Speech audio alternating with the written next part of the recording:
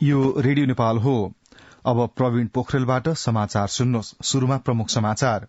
निर्वाचन आयोगद्वारा फागुन 25 गते हुने राष्ट्रपतीय निर्वाचनका लागि कांग्रेस वरिष्ठ नेता रामचन्द्र पौडेल र एमाले उपाध्यक्ष सुभाष चन्द्र नेम्बाङको अन्तिम नामावली प्रकाशन। राष्ट्रपति र उपराष्ट्रपति निर्वाचनका लागि आजैदेखि आचार संहिता लागू। राष्ट्रपतिको निर्वाचनपछि मात्र मन्त्री परिषद विस्तार प्रक्रियालाई पूर्णता दिइने संचार तथा सूचना प्रविधि मन्त्री रेखा शर्माको भनाई। मन्त्री शर्माद्वारा हिजै एकीकृत वेबसाइट व्यवस्थापन प्रणाली र वेब मोनिटरिङ प्रणालीको शुभारम्भ। बिरकुटी मण्डपको फन पार्क भाडा प्रकरणमा विशेष अदालतद्वारा 2 मन्त्रीसहित 9 जनालाई दोषी ठहर र आफूहरूले नियन्त्रणमा लिएको भूभाग फिर्ता बाहेकका सबै विषयमा युक्रेनसँग वार्ता गर्न तयार रहेको रूसी राष्ट्रपतिको भनाई। सुन त, भोलिको मिटिङको लागि सबैलाई फोन गर्यो? छैन सर, मेरो मोबाइलमा ब्यालेन्स नै थिएन। अलि पछि गर्छु ल्यान्डलाइनबाट। ल हेर, मोबाइलमा ब्यालेन्स छैन भनेर हुन्छ?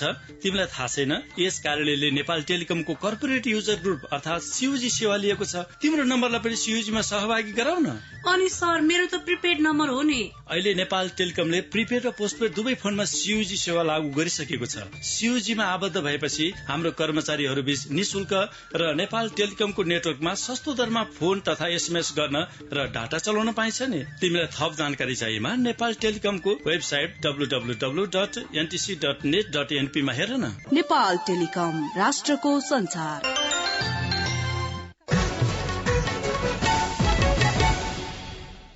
समाचार अब विस्तारमा। राष्ट्रपति निर्वाचनका लागि निर्वाचन अधिकृतको कार्यालयले उम्मेद्वारको अन्तिम नामावली प्रकाशन गरेको छ। हिजो उम्मेद्वारी फिर्ताको समय रहेकोमा कसैले पनि उम्मेद्वारी फिर्ता नलिनु भएकाले नेपाली कांग्रेसका वरिष्ठ नेता रामचन्द्र पौडेल र नेकपा एमालेका उपाध्यक्ष सुभाष चन्द्र नेम्बाङको नाम प्रकाशन गरिएको सहायक निर्वाचन अधिकृत अमृता शर्माले जानकारी दिनुभयो। यसैबीच निर्वाचन आयोगले राष्ट्रपति तथा उपराष्ट्रपतिको निर्वाचनका लागि आजदेखि चैत 5 गतेसम्म कायम रहने गरी निर्वाचन आचार संहिता जारी गरेको छ।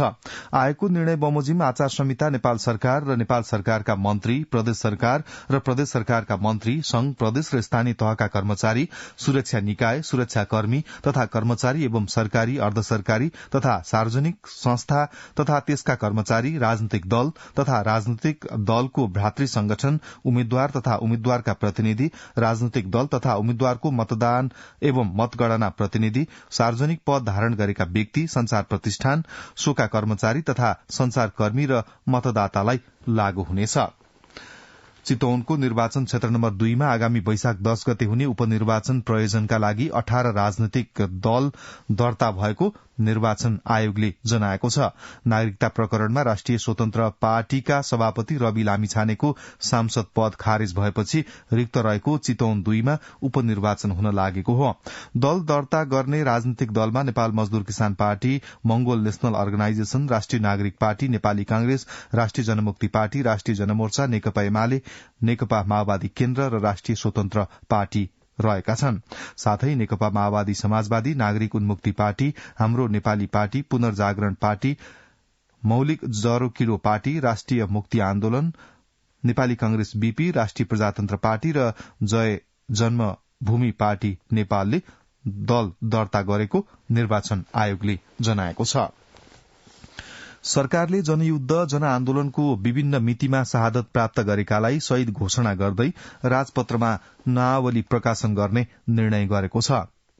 फागुन 15 गते बसेको मन्त्री परिषद बैठकका निर्णयहरू सार्वजनिक गर्न हिजो मन्त्रालयमा आयोजित पत्रकार सम्मेलनमा संचार तथा सूचना प्रविधि मन्त्री एवं सरकारका प्रवक्ता रेखा शर्माले यसअघि विभिन्न मितिमा शहीद घोषणा भई नेपाल राजपत्रमा प्रकाशन हुन बाँकी शहीदहरूको नामावली प्रकाशन गर्ने निर्णय भएको जानकारी दिनुभयो। संचार मन्त्री शर्माले सरकारले विभिन्न समयमा शहीद घोषणा गरिसकेकाको राजपत्रमा नामावली प्रकाशित नहुँदा शहीदको मान्यता पाउन सकेको भन्दै गृह मन्त्रालयको तथ्याङ्क र सूची अनुरूप बाँकी शहीदहरूको नाम प्रकाशन गर्ने निर्णय मन्त्री परिषद बैठकले गरेको स्पष्ट पार्नुभयो। यसअघि विभिन्न मितिमा जनयुद्ध जनआन्दोलन लगायत सबै आन्दोलनमा शहादत प्राप्त गरेका शहीदहरूको विषयमा पटक पटकका मितिमा सहित घोषणा भएर नेपाल राजपत्रमा प्रकाशित नभएको अवस्था थियो र त्यो विषयलाई पटक पटक शहीद घोषणा भएका तर राजपत्रमा प्रकाशित नभएका शहीदहरूका नामावलीलाई राजपत्रमा प्रकाशित गर्ने निर्णय गरिएको छ र यस सम्बन्धमा गृह मन्त्रालयले आवश्यक तयारीसित प्रकाशित गर्छ। एसियाली विकास ब्याङ्कको आयोजनामा 79 फागुन 25 गतेदेखि 26 गतेसम्म आयोजना हुने मध्यकालीन समीक्षा कार्यक्रममा अर्थ मन्त्रालयका सचिवलाई सहभागी हुन स्वीकृति प्रदान गरिएको छ। मन्त्री शर्माले सरकारका सबै निकायका तथ्याङ्क एवं सूचना प्रविधि प्रणाली एकीकृत डाटा केन्द्रमा राखी व्यवस्थापन गर्ने, राष्ट्रिय सूचना प्रविधि केन्द्रले काठमाडौँमा रहेको सरकारी डाटा केन्द्र र हेटौडामा रहेको डिजास्टर रिकभरी केन्द्रलाई पूर्ण क्षमतामा सञ्चालन गरी 24 घण्टा नेटवर्किङ र साइबर सुरक्षा सम्बन्धी निगरानी गर्ने व्यवस्था मिलाउने निर्णय पनि गरेको उहाँले जानकारी दिनुभयो। यस्तै मन्त्री परिषद बैठकले पर्वतीय प्रशिक्षण विकास समिति गठन 5औं संशोधन आदेश 2079 स्वीकृत गर्ने, नेपाल गुणस्तरीय स्वास्थ्य सेवा प्रणाली कार्यक्रमका लागि विश्व बैंकबाट प्राप्त हुने 100 मिलियन अमेरिकी डलर ऋण सहायता तथा 3.84 मिलियन अमेरिकी डलर बराबरको अनुदान सहायता सम्झौतालाई अन्तिम रूप दिन वार्ता टोली गठन गर्ने निर्णय पनि गरेको छ। सरकार गठन र संसदमा विश्वासको मत लिने सम्बन्धमा संचारकर्मीहरूको जिज्ञासामा संचार मन्त्री शर्माले सरकारले संवैधानिक प्रावधान अनुसार समय सीमा भित्रै विश्वासको मत लिने पनि बताउनुभयो। हाल राष्ट्रपति निर्वाचनतर्फ सरकारको ध्यान केन्द्रित रहेकाले राष्ट्रपतिको निर्वाचन पश्चात मन्त्री परिषद विस्तार प्रक्रियालाई पूर्णता दिइने पनि मन्त्री शर्माले बताउनुभयो। संचार तथा सूचना प्रविधि मन्त्री रेखा शर्माले एकीकृत वेबसाइट व्यवस्थापन प्रणाली र वेब मोनिटरिङ प्रणालीको शुभारम्भ गर्नुभएको छ। सूचना प्रविधि विभागद्वारा विकास गरिएका एकीकृत वेबसाइट व्यवस्थापन प्रणाली र वेब मोनिटरिङ प्रणालीको हिजो मन्त्रालयमा शुभारम्भ गर्नुहुँदै मन्त्री शर्माले यस्ता वेबसाइटको प्रयोगले जनतामा सूचनाको सहज पहुँच हुने विश्वास व्यक्त गर्नुभयो।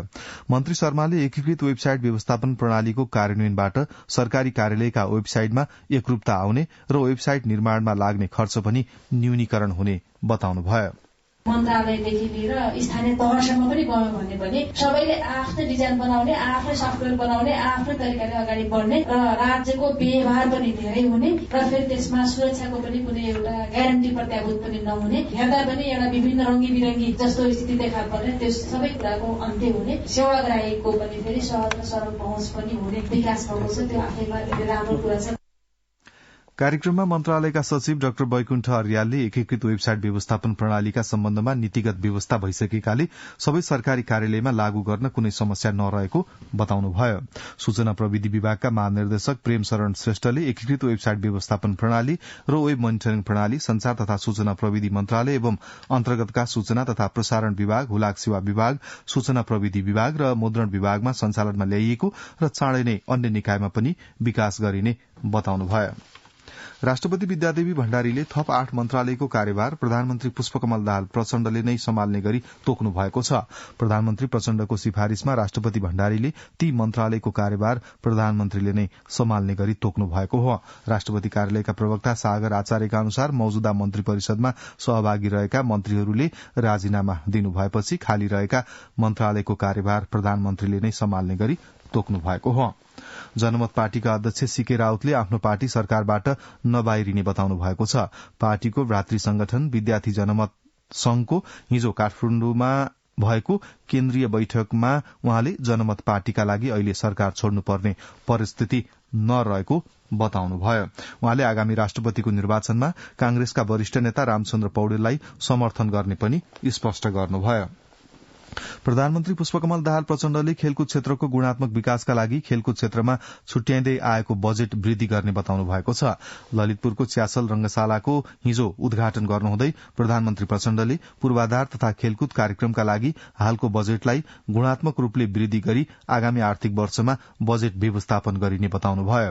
प्रधानमन्त्री प्रचण्डले पहिलो पटक प्रधानमन्त्री हुँदा देशैभर खेलकुद क्षेत्रलाई संस्थागत गर्ने तथा देशव्यापी बनाउन विशेष ध्यान दिएको र दशरथ रंगशाला पुनर्निर्माण गर्ने क्रममा चीन सरकारसँग कुरा गरेर विशेष योगदान गरेको स्मरण पनि गर्नुभयो। काठमाडौँको भिरकुटी मण्डप स्थित फन पार्कको भाडा प्रकरणमा विशेष अदालतले 2 पूर्व मन्त्री सहित 9 जनालाई दोषी ठहर गरेको छ। अदालतले 2 पूर्व मन्त्री बद्री प्रसाद न्यौपाने र टेक बहादुर गुरूङ सहित 9 जनालाई दोषी ठहर गरेको हो। तत्कालीन महिला बालबालिका तथा समाज कल्याण मन्त्री न्यौपानेलाई भाडा प्रकरणमा विभागीय मन्त्री तथा पूर्व मन्त्री गुरूङलाई ठेकेदार कम्पनीको संचालकका रूपमा दोषी पाइएको विशेष अदालतको ठहर छ। विशेष अदालतका अध्यक्ष श्रीकान्त पौडेल र सदस्यद्वय शालिग्राम कोइराला र बलभद्र बास्तोलाको इजलासले समाज कल्याण परिषदका सदस्य मोहनराज शर्मा, मदन कुमार लाल कर्ण र हरि न्यौपानेलाई पनि दोषी ठहर गरेको छ। त्यस्तै मेलाका मुख्य संचालक रविन्द्र गुरूङ, प्रमोद मेहता, कुञ्ज बिहारी प्रसाद चौधरी र रविन्द्र कुमार यादवलाई पनि दोषी ठहर गरेको छ। 2069 साल भदौमा फन पार्कको सञ्चालनका लागि बिना प्रतिस्पर्धा रविन्द्र गुरूङको कम्पनीलाई ठेक्का दिँदा भ्रष्टाचार भएको भनी अख्तियार दुरूपयोग अनुसन्धान आयोगले विशेष अदालतमा मुद्दा दायर गरेको थियो। विशेष अदालतका प्रवक्ता दिपेन्द्रनाथ योगीले फैसलामा चित्त नबुझ्ने पक्षले सर्वोच्च अदालतमा पुनरावेदन गर्न पाउने जानकारी दिनुभयो। सप्तरीको कञ्चनरूप नगरपालिकामा हिजो बलेरो जीप र स्कर्पियो जीप ठोकिँदा 3 जनाको मृत्यु भएको छ। मृत्यु हुनेमा जीपमा सवार दुहबी नगरपालिका 3 का संजय चौधरी, राजकुमारी चौधरी र हरिराम शाह रहेका छन्। दुर्घटनामा दुवै सवारीमा सवार 12 जना घाइते भएका छन्। बागलुङमा विद्यालय जाँदै गरेकी बालिकाको भीरबाट लडेर मृत्यु भएको छ। बरेङ गाउँपालिका 9 धुल्लु बास्कोटकी 8 वर्षीय प्रतीक्षा घरती मगरको भीरबाट लडेर ज्यान गएको हो। उनको घटनास्थलमै ज्यान गएको जिल्ला प्रहरी कार्यालय बागलुङका सूचना अधिकारी गंगा बहादुर थापाले जानकारी दिनुभयो। नेपाली कंग्रेसका नेता विमलेन्द्र निधिले संविधान र प्राप्त उपलब्धिको रक्षाका लागि परिवर्तन पक्षधर दलहरू बीचको सहमति अपरिहार्य रहेको बताउनु भएको छ। जनकपुर धाममा आयोजित नेपाल प्रेस युनियन मध्य प्रदेश कार्य समितिको पदस्थापन कार्यक्रममा नेता निधिले नेपाली कंग्रेस र नेकपा माओवादी केन्द्र बीच दूरी बढ़दा देशले पनि दुःख पाउने भएकाले राष्ट्रपतिका लागि एक ठाउँमा उभिएको बताउनुभयो। नेता निधिले संसदमा रहेका 10 दल राष्ट्रपति चयन गर्ने सहमतिका लागि एक ठाउँमा उभिने विश्वास पनि व्यक्त गर्नु उहाँले प्रधानमन्त्री प्रचण्डले जुनसुकै दिन विश्वासको मत लिन चाहे पनि कुनै समस्या नरहेको पनि बताउनुभयो। नेपाली कंग्रेसका नेता प्रदीप पौडेलले राष्ट्रपतिको निर्वाचन अगाडि नै कांग्रेस सरकारमा सहभागी हुने बताउनु भएको छ। प्रेस युनियन पश्चिम नवलपरासीले हिजो भूमैमा आयोजना गरेको पत्रकार भेटघाटमा नेता पौडेलले सहमति भइसकेपछि राष्ट्रपति चुनाव अगावै सरकारमा जाने बताउनुभयो। 8 दलीय गठबन्धन बीच मन्त्रालय बाँडफाँडमा सहमति भएको पनि नेता पौडेलले उल्लेख गर्नुभयो। प्रधान सेनापति प्रभुराम शर्माले सत्य तथ्य र आधिकारिक सूचना र समाचारका आधारमा सेनाप्रतिको धारणा बनाउन अनुरोध गर्नुभएको छ। कुनै पनि राजनीतिक पार्टीसँग आबद्ध नभई संविधान र कानून बमोजिम अहोरात्र खटिरहेको नेपाली सेनाप्रति नकारात्मक टीका टिप्पणी र झूटा समाचार सम्प्रेषण हुने गरेकोमा दुःख व्यक्त गर्दै प्रधान सेनापति शर्माले सेनाको मनोबल घटाउने त्यस्ता अवांछित क्रियाकलापप्रति सचेत रहन सम्बद्ध पक्षको ध्यानाकर्षण गराउनुभयो। नेपाली सेनाको व्यवस्थापन र कल्याणकारी बोर्डको संयोजनमा हिजो घोराई स्थित रणसिंह दल गणमा आयोजित नेपाली सेना भूपू सैनिक सम्मेलनको उद्घाटन गर्दै उहाँले नेपाली सेनाको संवेदनशीलता, नीति नियम र अनुशासनलाई ख्याल गर्ने, गरिमा र प्रतिष्ठा अभिवृद्धि गर्न भूतपूर्व सैनिकको महत्वपूर्ण जिम्मेवारी हुने बताउनुभयो। त्रिभुवन विश्वविद्यालय त्रिवीको स्वतन्त्र विद्यार्थी युनियन सोभी निर्वाचनका लागि देशभरका क्याम्पसमा सोभी निर्वाचन समिति गठन भएको छ। आगामी चैत 5 गते हुने निर्वाचनका लागि उपत्यका सहित देशभरका त्रिवी आंगिक र सम्बन्धन प्राप्त क्याम्पसमा सोभी निर्वाचन समिति गठन गरिएको हो। त्रिवी विद्यार्थी कल्याण तथा खेलकुद निर्देशनालयका निर्देशक पशुपति अधिकारीले सबै क्याम्पसले सोभी निर्वाचन गर्नका लागि निर्वाचन समिति गठन गरेको जानकारी दिनुभयो। यसअघि त्रिवीका शिक्षाध्यक्ष प्राध्यापक डाक्टर शिवलाल भूषालको अध्यक्षतामा 16 सदस्यीय सोभी निर्वाचन केन्द्रीय अनुगमन तथा समन्वय समिति गठन गरिसकिएको छ। उहाँले सोभी निर्वाचनका लागि आवश्यक सुरक्षा व्यवस्था मिलाउन गृह मन्त्रालय मार्फत 77 वटा जिल्लाका प्रमुख जिल्ला अधिकारीलाई पत्राचार समेत गरिएको जानकारी दिनुभयो। कार्यतालिका अनुसार मतदान चैत 5 गते बिहान 8 बजेदेखि दिउँसो 4 बजेसम्म तोकिएको छ।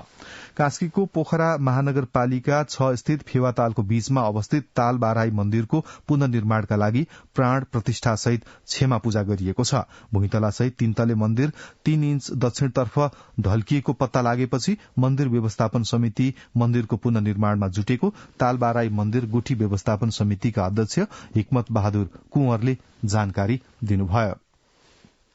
आजदेखि मन्दिरमा स्थापित प्रतिमूर्तिमा भक्तजनले पूजा अर्चना गर्ने र नित्य पूजा मन्दिरका पुजारीले देवीको मूर्तिमा गर्ने उहाँले बताउनुभयो। साहित्यकारद्वय बैरागी काइला र गोपाल पराजुलीलाई बानिरा प्रज्ञा पुरस्कार प्रदान गरिने भएको छ। साहित्यकार डाक्टर बानिरा गिरीको स्मृतिमा स्थापित पुरस्कारको राशि 1,50,000 रूपियाँ रहेको छ। डाक्टर बानिरा गिरीको 80औं जयन्तीका अवसरमा आगामी वैशाख 10 गते साहित्यकारद्वयलाई उक्त पुरस्कार प्रदान गरिने बानिरा फाउन्डेशनकी अध्यक्ष श्रीमती इन्दिरा प्रसाईले बताउनुभयो। आन्तरिक तथा बाह्य पर्यटकको आकर्षणको केन्द्रबिन्दु बन्दै आएको सिन्धुपाल्चोकको हेलम्बुमा पछिल्लो समय पर्यटकहरूको संख्यामा कमी आएको छ। हेलम्बु क्षेत्रमा हिउँ पर्न छोडेसँगै पर्यटकहरूको संख्यामा कमी आएपछि त्यहाँको पर्यटन व्यवसाय समेत प्रभावित बनेको छ भन्छन् सिन्धुपाल्चोकबाट संवाददाता जीवन श्रेष्ठ। कार्तिकको पहिलो हप्तादेखि चैतको अन्तिम हप्तासम्म सिन्धुपाल्चोकको हेलम्बुमा आन्तरिक तथा बाह्य पर्यटकहरूको घुइँचो नै लाग्ने गर्दथ्यो। उत्तरतिरको मनोरम हिमालका दृश्यहरू हेर्न मात्र होइन, हिउँसँग रमाउन पर्यटकहरू यहाँ आउने गर्दथे। तर यसपटक भने हेलम्बु क्षेत्रमा हिउँ पर्न त के हिमालमा समेत हिउँ देख्न छोडेको छ, जसका कारण यहाँ आउने पर्यटकहरूको संख्यामा भारी गिरावट आएसँगै त्यसको प्रत्यक्ष मारमा स्थानीय होटल व्यवसायहरू परेका छन्। स्थानीय होटल व्यवसाय निमा शेर्पा पहिले त हाम्रो होमस्टेहरू प्याक हुन्थ्यो, पर्यटकहरू पनि त्यहाँ आउनुहुन्न। पहिलो भन्दा त अब हिउँ पर्ने पनि घट्यो। हिउँ पर्न छाडेपछि यहाँका हिमालहरू काला पहाड़मा रूपान्तरण भएको छ। पर्यटकहरूको पहिलो रोजाई हिमाल हेर्ने र हिउँसँग खेल्ने भएकाले पनि हेलम्बु गाउँपालिकाले कृत्रिम हिउँ उत्पादन गर्ने योजना अघि सारेको छ। नीति तथा कार्यक्रम नै बनाएर गाउँपालिकाले कृत्रिम हिउँ उत्पादनका लागि बजेटको समेत विनियोजन गरेको छ। पालिका अध्यक्ष निमा ग्याल्जेन शेर्पा जिरो ड्यू त्यहाँ हिउँ जमिहाल्छ, जमेको हिउँ त्यहाँ बसिहाल्छ भनेपछि सक्सेस नहुने कुरा छैन। अलिकति बत्ती त्यहाँ पुर्याउने कुराहरूको च्यालेन्ज छ। त्यसलाई म सोलर बत्ती त्यहाँनिर फिट गरेर हुन्छ के गरेर हुन्छ, अब अलिक टाइम लाग्छ होला। हिउँदको समयमा पनि हिमाली क्षेत्रमा हिउँ पर्न छोड्नु खतराको सूचक भएको वातावरणविदहरूको भनाइ छ। वातावरण विज्ञ प्रभु बुढाथोकी पर्यटन व्यवसायको मुख्य आधार भनेको हाम्रो हिमाल र हिउँ हो। हिउँ र हिमाल जोगाउनको लागि जलवायु परिवर्तनका कोषहरूबाट हामीलाई सहयोग चाहिन्छ। जलवायु परिवर्तनका कारण हिमाली क्षेत्रमा तापक्रम बढ्न गई हिउँ पग्लेर हिमालहरू नाङ्गा देखिन थालेका हुन्। यसरी नै हिउँ पग्लदै जाने हो भने कालान्तरमा नदीका मुहानहरू सुक्ने र पिउने पानीकै अभाव हुन गई मानव जीवनमै खतरा आउन सक्ने विज्ञहरूको भनाइ छ। जीवन श्रेष्ठ, रेडियो नेपाल, सिन्धुपाल्चोक। सुदूरपश्चिम प्रदेशको संस्कृतिका रूपमा रहेको होली देउडा शुरू भएको छ। फागुन शुक्ल अष्टमीदेखि शुरू भई फागु पूर्णिमासम्म हरेक दिन खेल्ने होली देउडामा नयाँ पुस्ता आकर्षित नहुँदा संस्कृति नै लोप हुने हो कि भन्ने चिन्तामा यसका सर्जकहरू रहेका छन्। कैलालीबाट ईश्वर साउदको यो रिपोर्ट। कैलालीको टिकापुरमा हरेक वर्ष होली पर्वको अवसरमा होली देउडा खेल्ने गरिन्छ। यो होली देउडाको शिवरात्रिका दिनमा शुभ साँझ सारिए पनि फागुन शुक्ल अष्टमीदेखि खेल्न शुरू गरिन्छ। फागुन शुक्ल अष्टमीदेखि खेल्न शुरू गरिएको होली देउडा फागु पूर्णिमासम्म हरेक दिन खेल्ने गरिन्छ।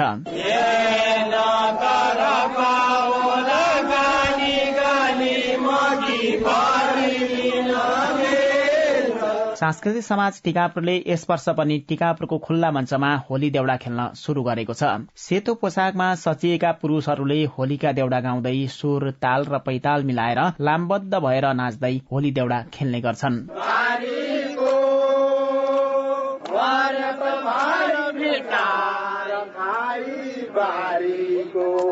सुदूरपश्चिममा होली पर्वको अवसरमा खेलिने होली देउडाको लामो इतिहास रहेको पाइन्छ। सांस्कृतिक समाज टिकापुरका सल्लाहकार देवानन्द हिमाल विक्रमसम्म 1750 तिर अछामी राजा भान्साको रानीको माइती कुमाउ गढवालबाट दाइजो स्वरूप अछाममा होरी भित्रियो। बज्र र कुमाउनी भाषाको होरीलाई केवलानन्द डन्डी स्वामीद्वारा होरी देउडा परिमार्जित गरी लोकल भाषाको पनि प्रयोग गरी 16वटा छन्दमा पुनर्लेखन गरियो र यसरी खेल्ने प्रथा सुरु भयो। टिकापुरमा मात्र नभई होली देउडा सुदूरपश्चिमका 9वटै जिल्लामा खेल्ने गरिन्छ। होली देउडा खेलमा युवा पुस्ताको सहभागिता भने न्यून रहेको देखिन्छ। यसरी होली देउडा खेलमा युवा पुस्ताको सहभागिता न्यून भएपछि संस्कृतिका रूपमा रहेको यो होली देउडा कतै लोप हुने हो कि भन्ने विषयमा संस्कृति संरक्षणमा जुटेकाहरू चिन्तित देखिन्छन्। खप्तड सांस्कृतिक समाज टिकापुरका अध्यक्ष भक्तराज देवकोटा हाम्रो चाहिँ कला संस्कृतिको विषयमा चिन्ता लाग्छ र कसरी जगेर्ना गर्ने भन्नेतर्फ खप्तड सांस्कृतिक परिवार अग्रसर भइरहेको छ। सांस्कृतिक समाज टिकापुरको संयोजनमा बसेको सर्वदलीय सर्वपक्षीय बैठकले यस वर्षको होली देउडा दिउँसो 3 बजेदेखि रात्रि 8 बजेसम्म खेल्ने निर्णय गरेको छ। होली देउडा हाम्रो संस्कृति भएका कारण यसलाई सिक्न युवा पुस्तालाई आग्रह गर्नुहुन्छ सांस्कृतिक समाज टिकापुरका अध्यक्ष प्रेम बहादुर रावल। सबै दाजुभाइ दिदी बहिनीहरूले आफ्नो कलालाई होली खेल्नु सिक्नु पर्यो। अब हामी बुढाई मान्छेले पनि कति गरिसक्ने हौ। हाम्रो संस्कृतिका रूपमा रहेको होली देउडाको संरक्षणमा सरकारवाला निकाय वा व्यक्तिले जुट्न जरुरी देखिन्छ। नभए हाम्रो भावी पुस्ताले होलीमा खेलिने होली देउडा भनेको के हो भन्ने अवस्था आउन सक्छ। ईश्वर साउद, रेडियो नेपाल, टिकापुर, कैलाली। अब के अन्तर्राष्ट्रिय समाचार। रूसले युक्रेनसँग युद्ध अन्त्यका लागि वार्ता गर्न आफू तयार रहेको जनाएको छ। वार्ताका लागि आफूहरू तयार रहेको तर आफ्नो नियन्त्रणमा आइसकेको युक्रेनका 4 क्षेत्रहरू फिर्ता गर्ने विषयमा भने कुनै छलफल नहुनेमा रूसका राष्ट्रपति भ्लादिमिर पुटिनले जोड़ दिनु भएको छ। रूसले युक्रेनका 4वटा क्षेत्रहरू डोनेट्स्क, लुहान्स्क, खेर्सन र जापोरिजियामाथि नियन्त्रण कायम गरिसकेको दावी गरेको छ। रूसले युक्रेनको पूर्वी शहर बाखमुटमा विगत केही दिनदेखि भीषण र निरन्तर आक्रमण गर्दै आइरहेको छ। 1 वर्ष लामो युद्धमा युक्रेनको केही भूभाग कब्जा गर्ने उद्देश्यले रूसले आक्रमण तीव्र बढ़ाएको अन्तर्राष्ट्रिय समाचार संस्था अल जजिराले जनाएको छ। एक अमेरिकी अधिकारीले रूसले छोटो समयका लागि युक्रेनको पूर्वी भूभाग कब्जा गर्न सक्ने सम्भावना रहेको बताउनु भएको छ। यसैबीच युक्रेनले गए राति रूसी सेनालाई लक्षित गरेर 3वटा क्षेप्यास्त्र प्रहार गरेको छ। अफ्रिकी मुलुक नाइजेरियामा बोला तिनुबुले नयाँ राष्ट्रपतिमा अग्रता लिनु भएको छ। गत शनिबार सम्पन्न राष्ट्रपतीय निर्वाचनको प्रारम्भिक नतिजा अनुसार तिनुबुले 37% मतगन्दा अग्रता लिनुभएको बीबीसीले जनाएको छ। नाइजेरियाको प्रमुख दलबाट राष्ट्रपतिको उम्मेद्वार बन्नुभएका 70 वर्षीय तिनुबु प्रतिष्ठित व्यवसायीसँगै राज्यका पूर्व गवर्नर समेत हुनुहुन्छ। विपक्षीहरूको विरोध र प्रदर्शनका बीच सम्पन्न राष्ट्रपति निर्वाचनको नतिजा आउन अझै केही दिन लाग्ने बताइएको छ। अब आर्थिक समाचार। नेपाल विद्युत प्राधिकरणले आगामी 2 वर्षमा नेपाल सुक्खायाममा पनि विद्युतमा आत्मनिर्भर हुने प्रक्षेपण गरेको छ। मंगलबार युएसएड ऊर्जा नेपालले आयोजना गरेको कार्यक्रममा प्राधिकरणका कार्यकारी निर्देशक कुलमान घिसिङले सन् 2025-26 सम्ममा नेपाल विद्युतमा आत्मनिर्भर हुनुका साथै सुक्खायाममा पनि निर्यात गर्न सक्ने अवस्थामा पुग्ने बताउनुभयो। अहिले नेपालको कुल जडित क्षमता 2430 मेगावाट पुगेको र अधिकांश नदी प्रवाहमा आधारित प्रकृतिका आयोजनाहरू रहेका विद्युत प्राधिकरणले जनाएको छ। अहिले कुलेखानी बाहेक नेपालमा जलाशययुक्त आयोजना नभएका कारण हिउँदमा आयात गरेर मात्र धान्नु परेको अवस्था रहेको छ। सोही कार्यक्रममा नेपालको ऊर्जा क्षेत्र विकासका लागि लगानीका लागि नयाँ स्रोत खोजिनुपर्ने आवश्यकतामा सरोकारवालाहरूले जोड़ दिनु भएको छ। कर्णाली प्रदेशको करिब 28% खेतीयोग्य जमिन बाँझै रहेको एक तथ्याङ्कले देखाएको छ। सरकारले बाँझो जमिन सदुपयोग गर्ने नीति लिए पनि कर्णाली प्रदेशभर अहिले पनि करिब 28% खेतीयोग्य जमिन बाँझै रहेको पाइएको हो। जबकि कर्णालीमा वर्षेनी खाद्यान्न अभाव हुने गर्दछ। भूमि व्यवस्था, कृषि तथा सहकारी मन्त्रालय कर्णाली प्रदेशका प्रवक्ता धन बहादुर कठायतले देशको 22% क्षेत्रफल ओगटेको कर्णाली प्रदेशका 74% नागरिक कृषिमा निर्भर रहेको बताउनु भएको छ। प्रवक्ता कठायतले कृषि वस्तु आयात गर्नु परिरहेको अवस्थामा प्रदेशभित्र कृषियोग्य जमिन बाँझै रहनु दुःखद विषय भएको उल्लेख गर्दै त्यस्ता बाँझा जमिनमा फलफूल तथा तरकारी खेती विस्तारका लागि किसानलाई आकर्षण गर्न मन्त्रालय लागिरहेको बताउनुभयो। कर्णाली प्रदेशको करिब 3 लाख हेक्टर खेतीयोग्य जमिनमा 3,40,000 मेट्रिक टन खाद्यान्न उत्पादन हुने गरेको पनि तथ्याङ्कले देखाएको छ। जबकि कर्णालीमा वार्षिक करिब 3,60,000 मेट्रिक टन खाद्यान्न आवश्यक पर्दछ। राजधानी काठमाडौँसँगै रहेको ऐतिहासिक एवं धार्मिक स्थल चन्द्रागिरी डाँडा अहिले स्वदेशी तथा विदेशी पर्यटकका लागि रोजगारीको गन्तव्य बन्दै गएको छ। चन्द्रागिरी डाँडाबाट काठमाडौँ उपत्यकाका साथै धादिङ, नुवाकोट, मकवानपुर लगायतका स्थलको मनोरम दृश्य देखिने र त्यहाँ विकास गरिएको एकीकृत पर्यटकीय संरचनामा रमाउन पाउने भएपछि चन्द्रागिरीमा स्वदेशी तथा विदेशी पर्यटकको घुइँचो बढ़ेको चन्द्रागिरी हिल्स लिमिटेडले जनाएको छ। गएको पुस महिनामा मात्र 71,000 जना भन्दा बढ़ीले केबल कार मार्फत चन्द्रागिरीको भ्रमण गरेका थिए। सुरेन्द्रमणि त्रिपाठी। अब खेल समाचार। प्रधानमन्त्री पुष्पकमल दाहाल प्रचण्डले खेलकुद क्षेत्रमा गुणात्मक विकास हुनुपर्ने बताउनु भएको छ। ललितपुरको च्यासल रंगशालाको उद्घाटन गर्नुहुँदै प्रधानमन्त्री दाहालले पूर्वाधार तथा खेलकुद कार्यक्रमका लागि हालको बजेटलाई गुणात्मक रूपले वृद्धि गरी आगामी आर्थिक वर्षमा बजेट व्यवस्थापन गरिने उल्लेख गर्नुभयो। प्रधानमन्त्री दाहालले पहिलो पटक प्रधानमन्त्री भएर अगाडि बढ्दा देशैभर खेलकुद क्षेत्रलाई संस्थागत गर्ने तथा देशव्यापी बनाउने कुरामा विशेष ध्यान दिएको र दशरथ रंगशालालाई पुनर्निर्माण गर्ने क्रममा चीन सरकारसँग कुरा गरेर विशेष योगदान गरेको स्मरण गराउनुभयो। राष्ट्रिय खेलकुद परिषद राखेपाका सदस्य सचिव टंगलाल घिसिङले च्यासल रंगशाला राष्ट्रिय तथा अन्तर्राष्ट्रिय प्रतियोगिता सञ्चालन गर्न मिल्ने व्यवस्थित रंगशाला भएका साथै दशरथ रंगशालाको वैकल्पिक पनि भएको उल्लेख गर्नुभयो। अखिल नेपाल फुटबल संघका अध्यक्ष पंकज विक्रम निवाङले दाहाल नेतृत्वको सरकारले देशमा खेलकुदको पूर्वाधार निर्माणमा महत्वपूर्ण योगदान गरेको जिकिर गर्दै आगामी वर्षको बजेटमा खेलकुदमा पर्याप्त बजेट विनियोजन गर्न प्रधानमन्त्री समक्ष आग्रह गर्नुभयो। युएमा जारी रहेको आईसीसी U19 पुरुष विश्वकपको एसिया छनौट प्रतियोगिता अन्तर्गतको प्रतियोगितामा नेपालले लगातार चौथो खेलमा जित हात पारेको छ। चौथो जित हात पार्ने क्रममा नेपालले युए स्थित मलेका क्रिकेट मैदानमा मंगलबार भएको खेलमा मलेसियालाई पराजित गरेको हो।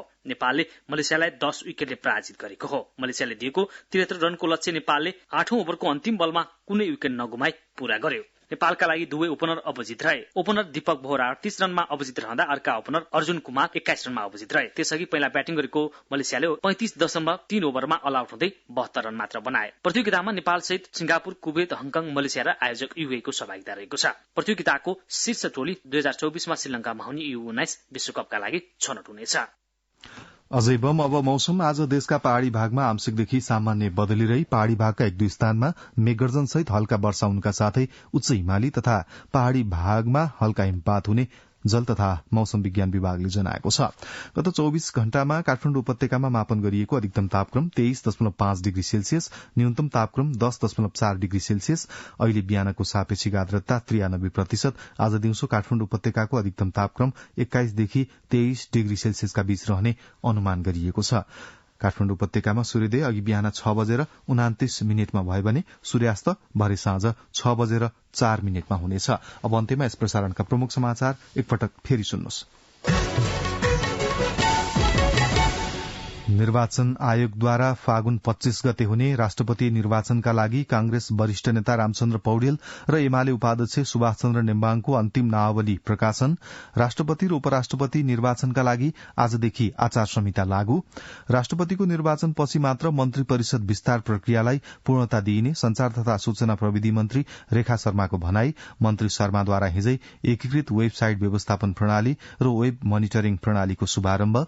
बिरकुटी मण्डपको फन पार्क भाडा प्रकरणमा विशेष अदालतद्वारा 2 मन्त्रीसहित 9 जनालाई दोषी ठहर र आफूहरूले नियन्त्रणमा लिएको भूभाग फिर्ता बाहेकका सबै विषयमा युक्रेनसँग वार्ता गर्न तयार रहेको रूसी राष्ट्रपतिको भनाई। यसका साथै बिहान 7 बजेको समाचार यही सकिन्छ। रेडियो नेपाल सुन्दै रहनुहोला। हवस् त, नमस्ते।